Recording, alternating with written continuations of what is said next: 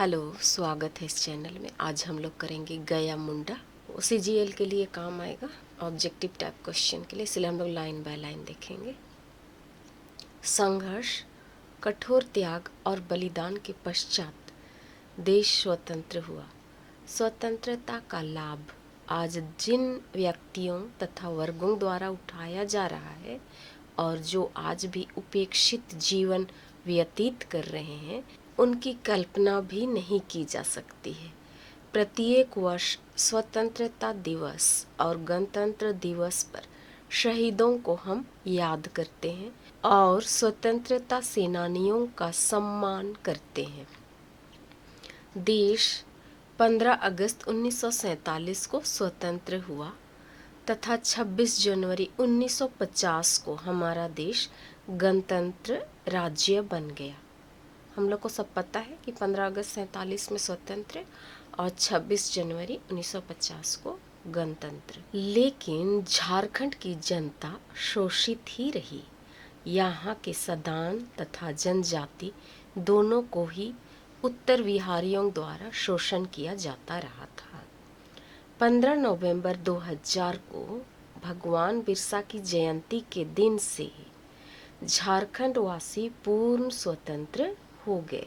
हमें उन शहीदों के प्रति आभार प्रकट करना चाहिए जिन्होंने अपने समस्त परिवार को झारखंड की स्वतंत्रता के लिए बलिदान कर दिया। उनके परिवार के बचे लोगों को पता लगाना और उनको सम्मानित करना अब हमारा कर्तव्य है।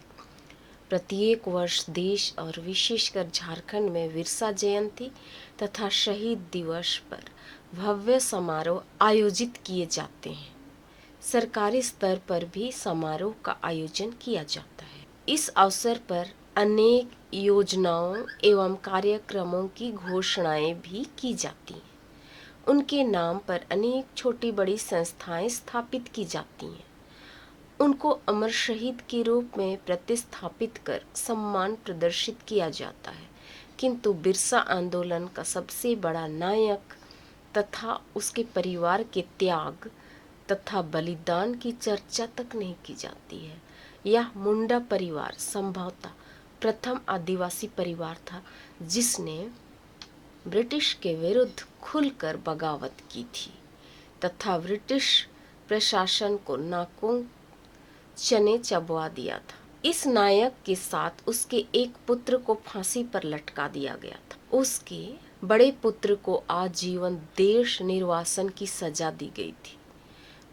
उसकी पत्नी, पुत्रियों और पुत्र वधुओं तथा सबसे छोटे पुत्र को कारावास की सजा दी गई थी। इस प्रकार वास्तव में पूरे परिवार को सजा मिली।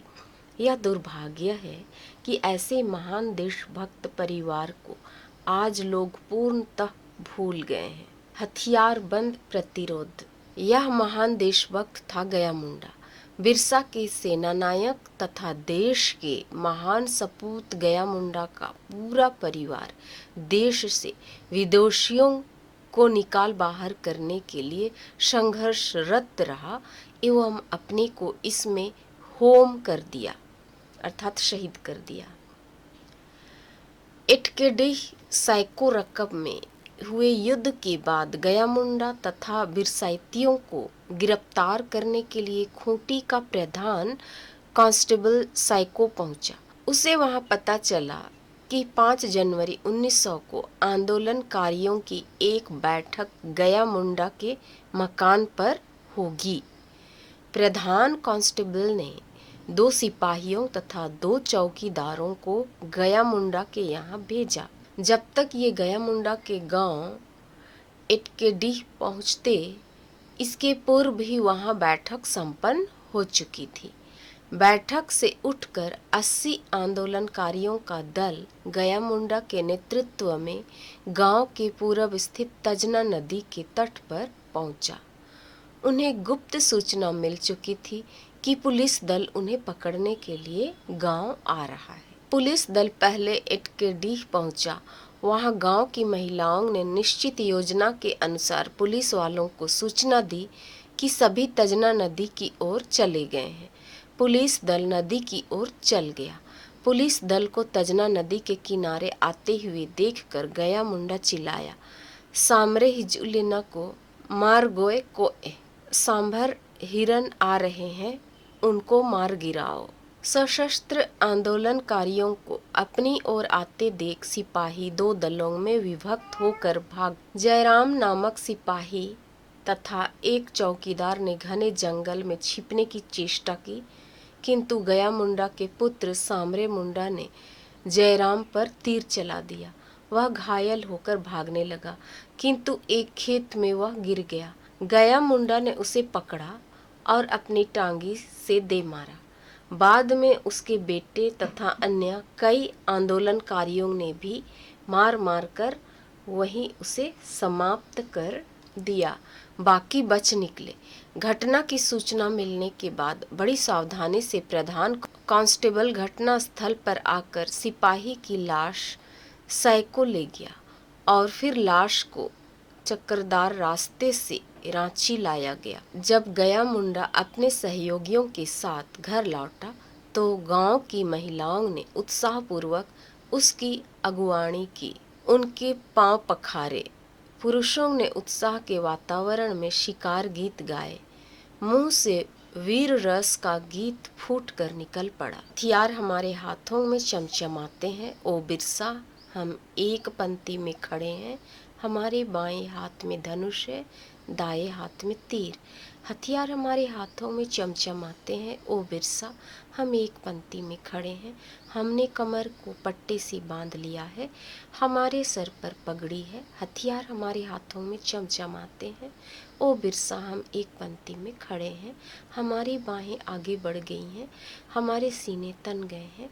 हथियार हमारे हाथों में चमचमाते हैं, ओ बिरसा हम एक पंक्ति में खड़े हैं। लोग गीत गा रहे थे। अब पुलिस को चुनौती मिलेगा। रांची के डिप्टी कमिश्नर स्ट्रीटफील्ड जो बंदगांव में ठहरे हुए थे, यह भयावनी खबर पाकर 6 जनवरी 1900 को एटकेडी पहुँचे। 6 जनवरी को पहुँचे एटकेडी। 11 बजे दिन में वह गया मुंडा के घर पहुँचे। उसने बरामदे में किसी भी व्यक्ति को नहीं पाया, लेकिन घर के अंदर सभी थे, इसका आभास मिल रहा था। पुलिस ने मुंडारी में आवाज देकर घर में से किसी को भी बाहर आने को कहा गया, किंतु अंदर से कोई जवाब नहीं मिला। एक सिपाही ने अंदर प्रवेश करने की चेष्टा की, पर तुरंत ही वह घर से बचाव बचाव चिल्लाते हुए बाहर निकल आया। कमरे के अंदर से भी औरतें और बच्चे अपने बचाव के लिए चिल्ला पड़े। घर के अंदर पुरुष, महिलाएं और बच्चे सभी सशस्त्र थे। डिप्टी कमिश्नर ने सशस्त्र परिवार के लोगों को आत्मसमर्पण का आदेश दिया। गया मुंडा ने दहाड़ते हुए कहा, घर उनका मतलब गया मुंडा का, और डिप्टी कमिश्नर को उसके अंदर प्रवेश करने का कोई अधिकार नहीं है। अंदर प्रवेश करने की चेष्टा की तो वे सबकी हत्या कर देंगे। हमारे दुश्मन देश के दुश्मन हैं और उनके किसी भी आदेश को वे नहीं मानेंगे। इसके पश्चात जो घटना घटी उसका पूर्ण विवरण डिप्टी कमिश्नर ने तत्कालीन वायसराय तथा कमिश्नर को इस प्रकार दिया था। मैं खूंटी के एटकेडी जो तजना नदी के तट पर स्थित है के निवासी गया मुंडा के मकान के सामने पहुंचा। चूंकि उस पर अंग्रेज सरकार ने सिपाहियों की हत्या का आरोप था, मैं उसे बिना किसी प्रकार की क्षति पहुंचाए पकड़ना चाहता था।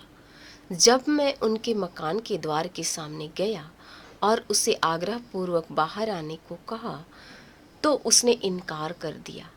इधर दरोगा इल्ताफ हुसैन घर की बाहरी दीवार के पास खड़ा घर वालों को समझा रहा था। तभी एकाएक उसकी ओर लक्ष्य करके एक भारी कुल्हाड़ी फेंकी गई जो उसके माथे पर लगी, पर कुल्हाड़ी पगड़ी पर लगी, अन्यथा वह वहीं ढेर हो जाता। फिर भी वह चोट खाकर वहीं गिर पड़ा।